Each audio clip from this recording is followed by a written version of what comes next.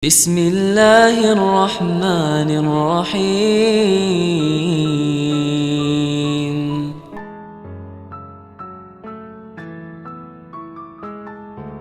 Assalamualaikum warahmatullahi wabarakatuh. Alhamdulillahirrabbilalamin. Wabihi nasta'in wa ala umurid dunya waddin.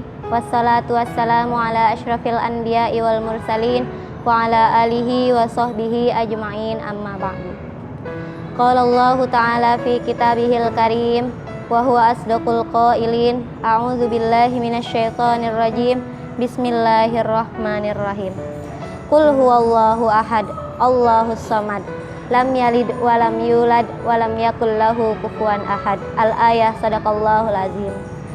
Alhamdulillah, segala puji kepada Allah Subhanahu wa taala yang telah mempertemukan kita di waktu dan tempat yang penuh barokah ini dengan beribu-ribu nikmat yang telah Allah berikan kepada kita tanpa bisa kita hitung semua nikmat yang telah Allah berikan. Salawat serta salam tak lupa kita haturkan kepada junjungan Nabi besar kita Muhammad Sallallahu Alaihi Wasallam yang telah membawa umat manusia dari zaman jahiliyah ke zaman yang terang benderang seperti saat ini. Bismillah, izinkan saya untuk berbicara sepatah dua patah kata kepada antuna dan antum sekalian dalam tema dua macam hasad yang diperbolehkan. Perlu kita ketahui, hasad adalah sifat yang tercela yang dibenci oleh Allah Subhanahu wa taala. Sifat hasad adalah sifat yang paling buruk yang dimiliki oleh kita sebagai manusia. Allah juga memerintahkan kepada kita untuk berlindung dari sifat hasad tersebut. Hasad adalah sifat iri dan dengki yang dimiliki oleh manusia. Sifat hasad dibagi menjadi dua bagian. Yang pertama, hasad secara hakiki. Hasad secara hakiki adalah hasad atau sifat iri dan dengki yang dimiliki oleh seseorang kepada orang lain, kita sebut saja si fulan, yang memiliki kelebihan harta, kelebihan kekuasaan, tahta, dan lain sebagainya. Kemudian kita sebagai orang yang iri tersebut menginginkan atau berusaha untuk menghapus kenikmatan-kenikmatan yang diterima oleh si fulan dari Allah Subhanahu wa taala. Sifat hasad yang semacam ini adalah yang diharamkan oleh Allah Subhanahu wa taala. Untuk itu kita sebagai umat manusia diwajibkan untuk berlindung kepada Allah dari sifat ini. Allah Subhanahu wa taala juga telah mengkisahkan tentang sifat hasad ini di dalam Al-Qur'an surah Al-Baqarah, kisah tentang Nabi Adam alaihi salam yang diciptakan oleh Allah. Ketika Allah Subhanahu wa taala menciptakan Nabi Adam alaihi salam dengan tanah, kemudian Allah Subhanahu wa taala menyuruh atau memerintahkan kepada seluruh malaikat bersujud kepada Nabi Adam alaihi salam. Akan tetapi ada sebagian kelompok dari malaikat, kelompok malaikat yang enggan dan tidak ingin untuk bersujud kepada Nabi Adam. Kelompok tersebut disebut iblis. Iblis laknatullah benci dan iri kepada Nabi Adam alaihi salam yang diciptakan dengan penuh kemuliaan. Oleh karena itu, iblis alaihi salam berusaha untuk mengeluarkan Nabi Adam alaihi salam beserta istrinya dari surga. Iblis berusaha untuk menghasut keduanya untuk memakan buah khuldi yang sangat dilarang oleh Allah Subhanahu wa taala di surga. Oleh karena itu, Nabi Adam alaihi salam dan istrinya dikeluarkan oleh Allah Subhanahu wa taala dari surga. Dari kisah ini kita bisa mengambil hikmah bahwa benar-benar, sungguh benar Allah telah melarang kita sebagai umat manusia untuk memiliki sifat hasad dalam diri kita. Karena sifat hasad itu buruk. Sifat hasad itu akan menghancurkan kehidupan sosial manusia antar umat beragama.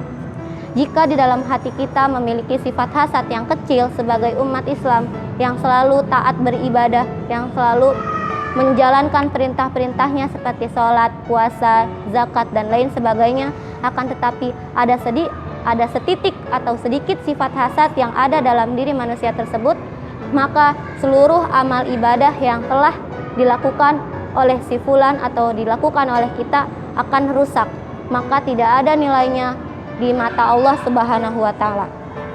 Untuk itu, kita sebagai umat manusia diwajibkan untuk selalu berhusnuzon kepada orang lain. Apa itu husnuzon? Husnuzon adalah berbaik sangka kepada orang lain. Apabila kita melihat orang lain memiliki kelebihan dalam harta, ilmu, dan lain sebagainya, maka kita wajib berhusnuzon kepadanya dan jangan mencari-cari kejelekan yang dilakukan oleh orang tersebut. Nah, bagian yang kedua dari sifat hasad yaitu hasad secara majas.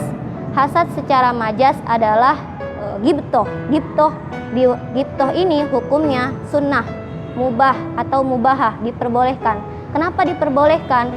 Ciri-ciri sifat ini ada dalam hadis Nabi Muhammad SAW yang berbunyi, qala Rasulullah SAW, la hasada illa fisnaini, rajulun atahullahul qur'ana fahuwa yaqumu bihi ana al-laili, wa rajulun a'tahul mala fahuwa yunfiqu minhu maluhu ana al-laili wa ana an-nahari. Rawahul Bukhari wal Muslim. Yang artinya, janganlah kalian hasad kecuali kepada dua perkara atau kepada dua orang. Yang pertama, hasad kepada atau sifat iri kepada satu orang yang selalu membaca Al-Quran, selalu mengamalkan Al-Quran, selalu menelaah Al-Quran setiap harinya.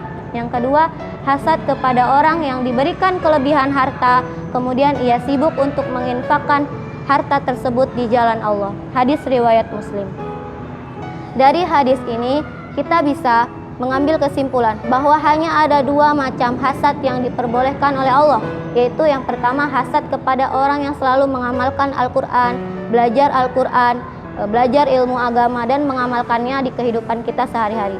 Kemudian hasad kepada orang yang kedua, hasad kepada orang yang diberikan kelebihan harta, orangnya dermawan, kemudian ia selalu menginfakkan hartanya di jalan Allah.